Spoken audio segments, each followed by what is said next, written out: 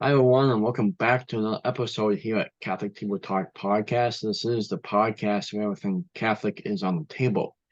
Today's episode is brought to us by Dr. Katrina Lynn. Find out how she can help you, your community, and your family out at mdkatrina.com. Again, it's mdkatrina.com. Thank you for Dr. Lynn for sponsoring today's show.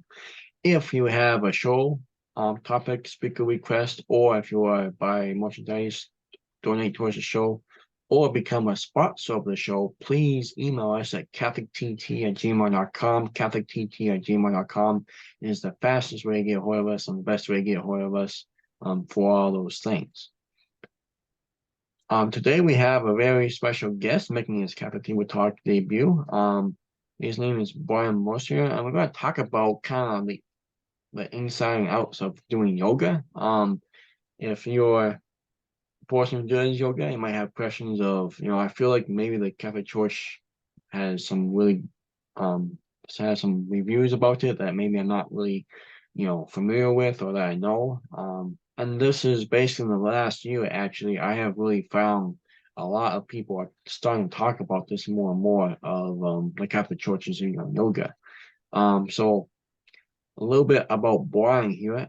Bryan Mercier is a professional Catholic speaker and retreat leader, author, and Catholic apologist. As a college student, Christ transformed Bryan from anger, hate, and depression to overflowing with love, joy, peace, and new life in him. His radical conversion revealed his life's purpose to enlighten God's love, light, and fire in people's lives and in the church at large. His nickname is Catholic Bryan.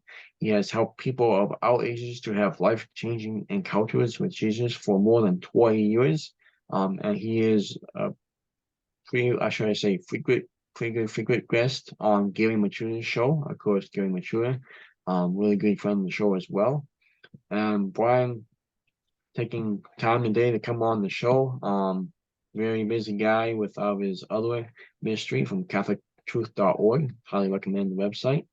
And with that being said, let's look into the table. Catholic Bryan Mercier. So Bryan, thank you for again taking the time to come on the show. And thank you for having me. I appreciate it. Yeah, appreciate you coming on. And like I said, I always like to have new speakers on and kind of get their insights as well. So Bryan, here at Catholic Table Talk, I mean, we ask questions, we try to get insights from people about a certain topic. If they don't come back with a question, I just write up the questions. And basically we dive right into the topic here. So first of all, though, for people who don't really know what yoga is or who don't really do it, just for me, for example, like I don't do yoga. I mean, maybe I'm mistaken. I think more men are getting into yoga, but it's more of a women's ladies thing, I believe. So just what are the reasons people do yoga for? Yeah, you're right. It has been traditionally, historically, a woman's thing because it's come from women's harmonial gymnastics, which is a woman's stretching regime where back in the day, men and women used to be segregated. So men used to do strengthening exercises like weights and such, whereas women did more stretching and balance and things like that, flexibility. And yoga pulled from a lot of that, as we'll see. So a lot of people don't even know what yoga is, even if they practice it. If you ask someone, what is yoga? They will say it's exercise. It's just stretching and getting physically fit. But that's not really what yoga is. At least that's never been what yoga has historically been about. If you look at the history of yoga going back about 3,000 years, which is the earliest Sanskrit evidence we have of yoga, then we realize that it came about as a systematic way of life to free us from the karma or the bad karma of this world so that we can become one with all that is and unified with the divine Brahman. And from the earliest days of yoga, there's been many types of yoga, but it's been revealed through all the Hindu scriptures, the Vedas, the Bhagavad Gita, and all the rest of them from the gods like Krishna. They gave yoga as a divine method to achieve salvation, to free yourself from the bonds of this world and to become one with all that is. And down through the centuries, it generally, there were a lot of different types, but about 2,000 years ago, a man named Patanjali, who was a great sage, I guess in the Hindu religion, he would be something like Jesus Christ. He was like one of the greatest sages who's ever walked the earth for Hindus.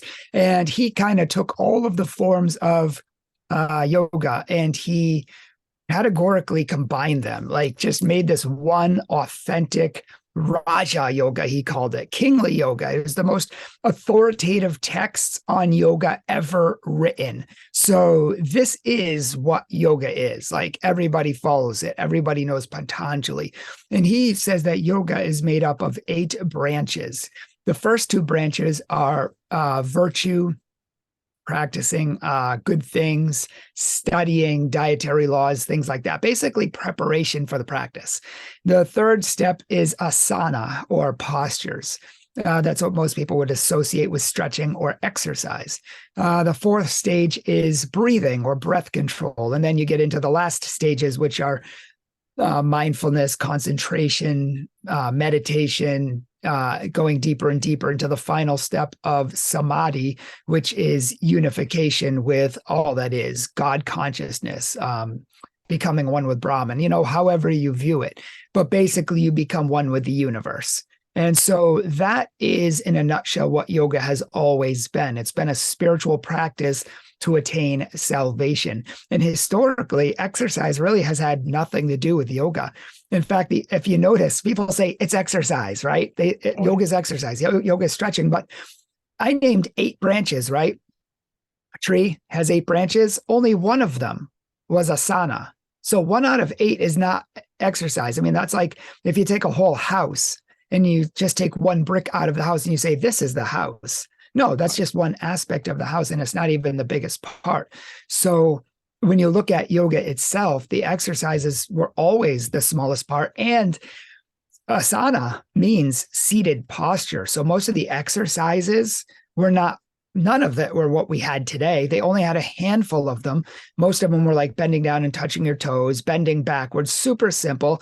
The majority of all the asanas were just different seated variations for meditation. So they would try to get their bodies strong so that they could meditate for hours, lose themselves in a void of consciousness and kind of meld into the universe. And in fact, most people don't realize that's how Buddha found enlightenment, through hours and hours of meditation doing yoga.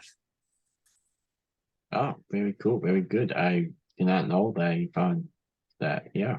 Okay. But yeah, very cool stuff. And I mean, yeah, people say it's exercise. I mean, to me, it's like now I'm not an exercise person. For anyone who doesn't know me, I mean, I'm not really, I mean, I'm in shape. I'm not great in shape. I don't really exercise, but yeah, yoga is not really, it's not really exercise. It's, yeah. So definitely. And what people, sorry. No, you're good.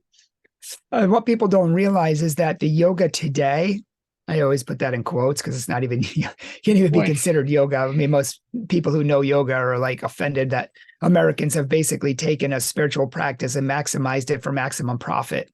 Half of these teachers can get certified online and aren't even like masters of anything. So, but basically the exercises that we know today in yoga didn't even come about until about 100, maybe 150 years ago.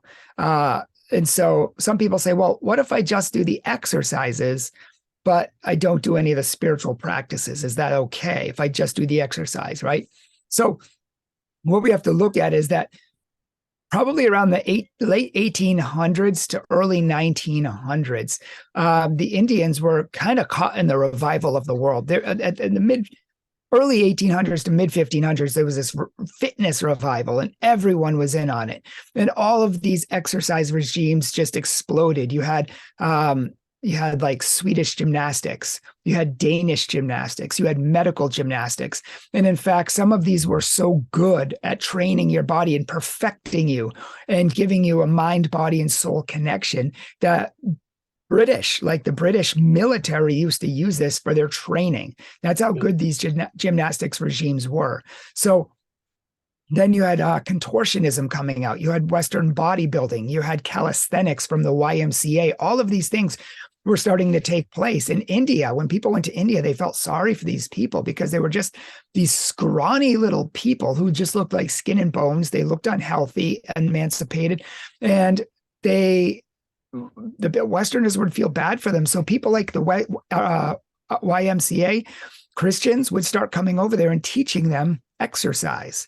The Swedish gymnastics, Danish gymnastics, those became popular in India, and everybody started doing them. And in fact, the Maharaja, who was the head of all of India, wanted to take place in this revival. So he commanded all the Indian people to start taking and learning from the Westerners, learning from these people and becoming better. And so there was one man in particular who he was a yoga master, but he wanted to revive yoga. And he was commissioned to revive yoga. And he had two of his students. And in fact, one of his students, most people might know, is B.K. Iyengar. He is responsible for what's known today as the modern Hatha yoga movement. And he's pretty much the highest authority for all of modern yoga. And I have a bunch of his books. But he was the one who started taking gymnastic poses and inserting them into yoga for the first time ever in history. Exercises were being added to yoga. And his studio was right next to the gymnastics studio. And these gymnastics, especially women's gymnastics and medical gymnastics, had a strong concentration on the mind, body, and soul connection. No, that sounds familiar to anybody who does yoga, because yoga is all about that. But they took it from gymnastics and from other fitness regimes that already existed. Notice that this didn't exist for thousands of years in yoga. Iyengar took it and put it into yoga, and he ended up kind of starting to make it more popular. And he started showing off in front of India. People were like loving him. And the bottom line is that it started to catch on. Now, when the yogis, the real yogis, real Hindu like practitioners of yoga found out about this, they were horrified. They thought it was the biggest insult to yoga. You can't take something secular, pagan, and fleshy like exercise and add it to a spiritual practice like yoga. They thought it was an abomination, and they wouldn't even consider hatha yoga as actual yoga. Nobody considered it yoga. It was like at the bottom tier, and took like 50, probably 100 years. It wasn't even until the 1950s, and not even until the 1980s, until yoga became popular in the West, and especially in the United States. And you could count on one hand how many yoga studios there were in the 1980s. And now it's $1 billion industry, because eventually they kind of cracked, and eventually, over time, yoga started to be associated also with exercise. The Westerners got it. Everyone became part of it. And now it's this huge craze. But what we have today has never historically been what it is. And so could we do yoga? No, not at all. Could we do the exercises that we associate with the yoga? Well, yes, we could. Why? Because they existed before yoga ever stole them and appropriated them into their own practice. They were in other Western regimes and physical fitness practices long before they were incorporated into yoga. And so these exercises are not evil. They're not wrong. Some people say, you can't do any exercise of yoga because they're all dedicated to Hindu gods.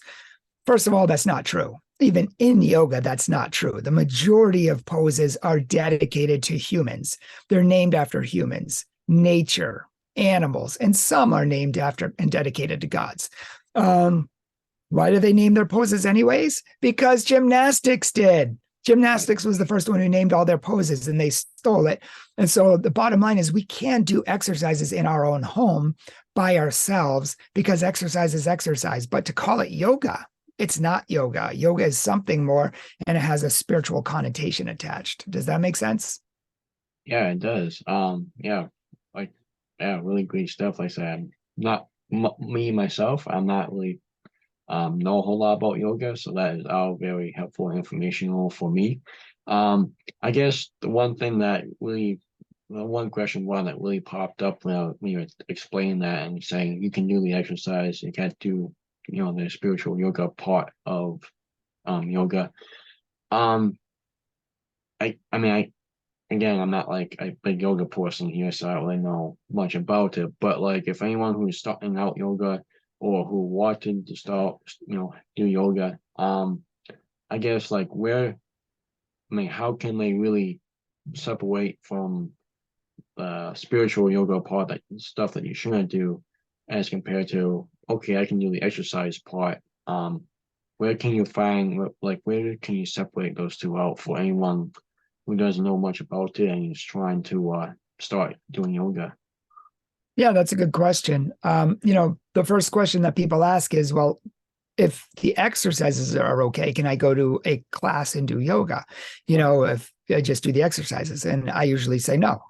Right. I would say do them at home. For the Yeah. reason being is that the classes oftentimes have other spiritual components added to them, and many people don't know. And it breaks into three categories. One, the first category is the most dangerous because these are the people who know that spirituality is what yoga is about and freedom from this world. So they incorporate the exercises, but they keep the spiritual stuff. You want to stay away from that.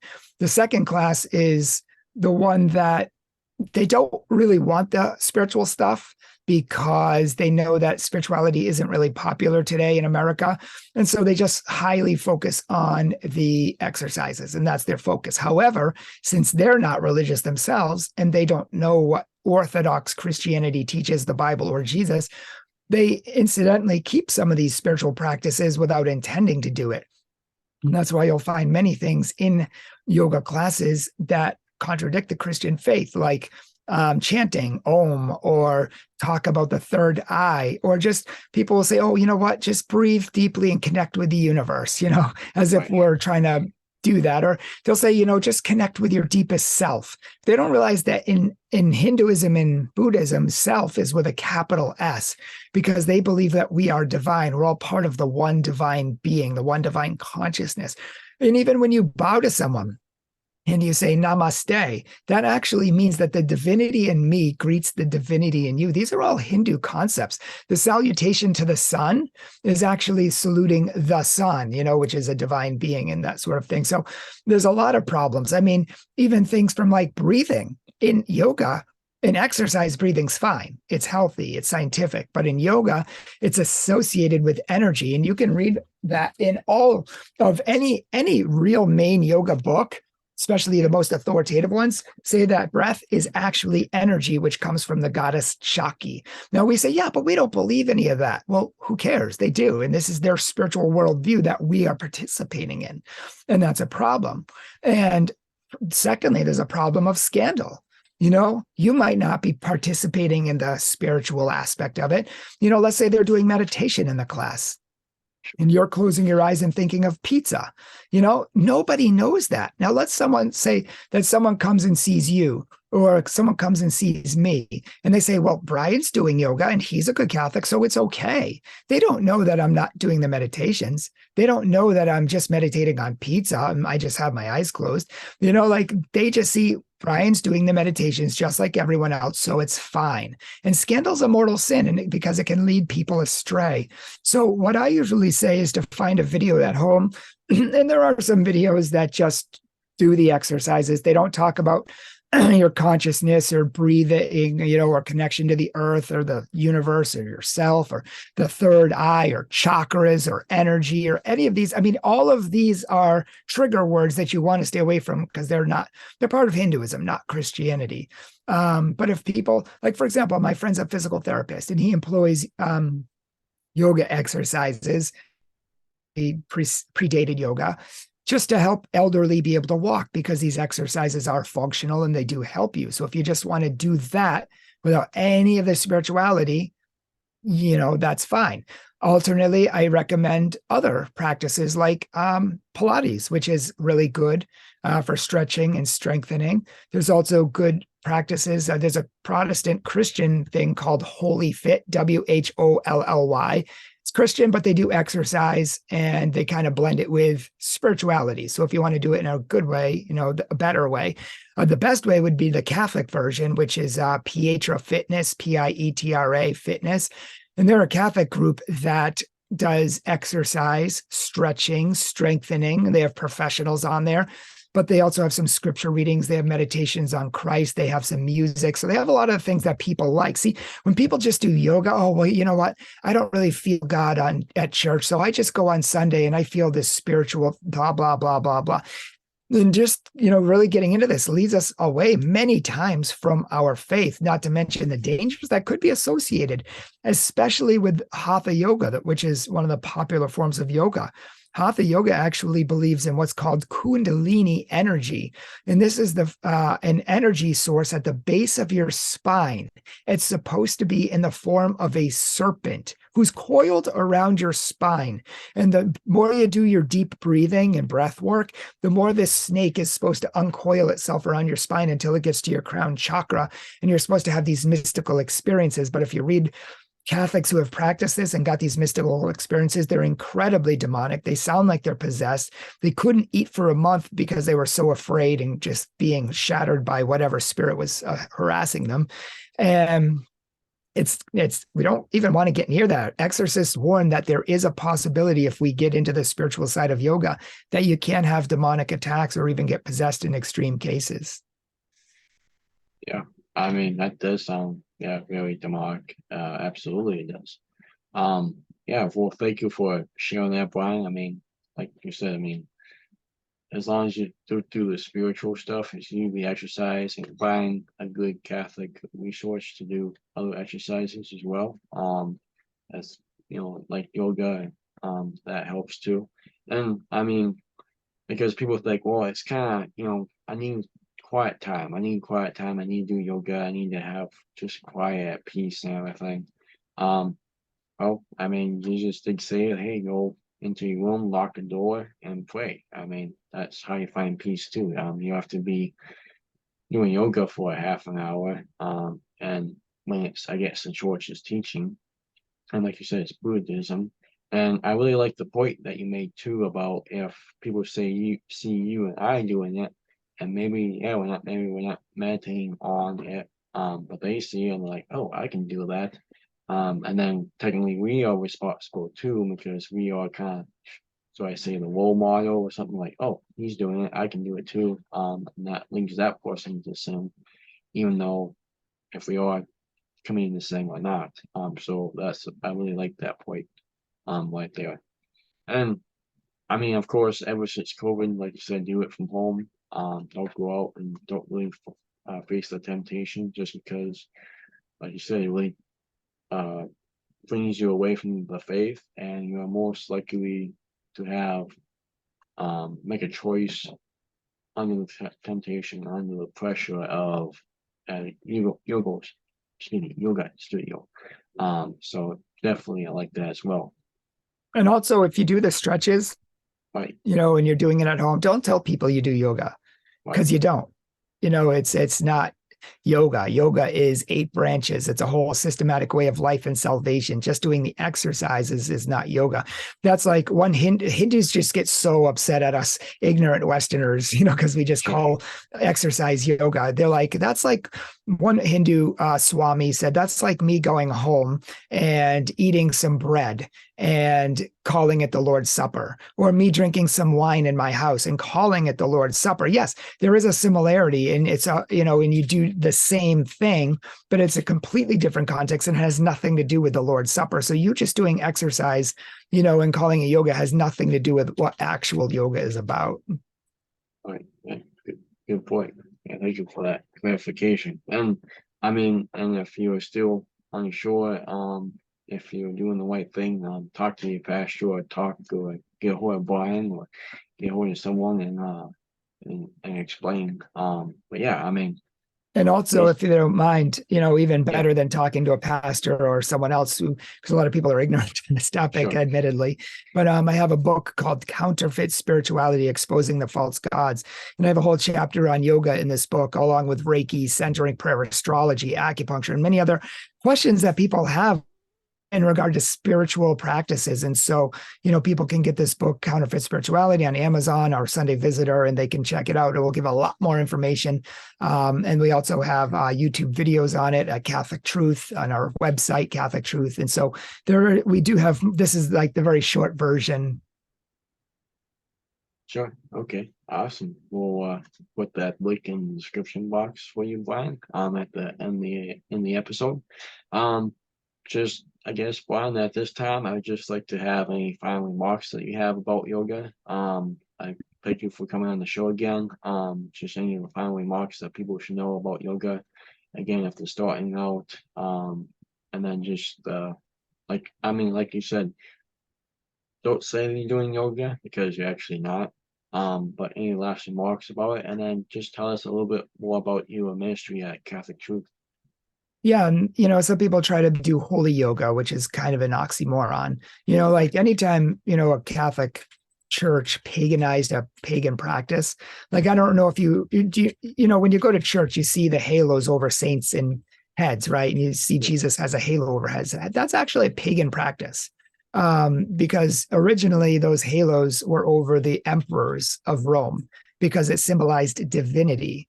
The emperors were seen as divine, but Jesus took that. I mean, Christians took that and said, no, no, no, no. There's only one divine person in this universe, and it's Jesus Christ. They started putting it on him, the true God. And by association over the years, it just came to be any important person. So we said the most important people are the ones who follow Christ, the saints. So, we changed the practice. We put it in a good light and we changed the name of it. We didn't keep the practice, keep the name, and just confuse everyone in the process. But that's what Christians try to do when they practice yoga. They just call it yoga and confuse everybody. So, do it on your own. That's fine. I would highly recommend Pietra Fitness, Pietra Fitness. And I highly recommend doing exercise. It's healthy, it's good, but we can't as Catholics practice yoga or the spirituality of yoga or even compromise with it. And if people want more information, they can check out our website, catholictruth.org. We have whole seminars we can speak at. We can come to your church. We also have a YouTube channel that talks about all this spirituality, apologetics, love and relationships, atheism, pretty much everything else you ever wanted to know about the Catholic faith. We do debates against other religions, everything. So you can check that out, Catholic Truth Podcast, TikTok, Instagram, Facebook, pretty much anything else, #Catholic Truth. Awesome. Yeah, well, like I said, visited the site multiple times since you've been on Gary Show a lot, and been keeping up to date with you. So you've been doing great stuff, and thank you for doing what you do, and just thank you for coming on today's show again, Brian. Really appreciate it. You're very welcome. Thanks for having me. All right, everyone. You can find the links to Brian's sites and book down below in the description box. If not, get a hold of me and we can get you the links. And again, like I said, it's not yoga, but do some good fitness and find good Catholic resources on fitness. So there's no confusion about that whatsoever. And if you have a friend who is doing yoga, please reach out to them and share them this episode, and just really have maybe a good friendly conversation about it. That might help too, because like God said, like I said, go in your bedroom or go in a quiet room and pray and have time in prayer with me to find with peace. Don't have to do any of that dynamic spiritual yoga. It will not make you happy, and yeah, it's a mess if you get in. Let's put it that way. So stay away from that, and but you shouldn't stay away from the sacraments. So go to the sacraments. And God willing, everyone, see you again next week right here at Catholic Table Talk Podcast. The podcast where everything Catholic is on the table.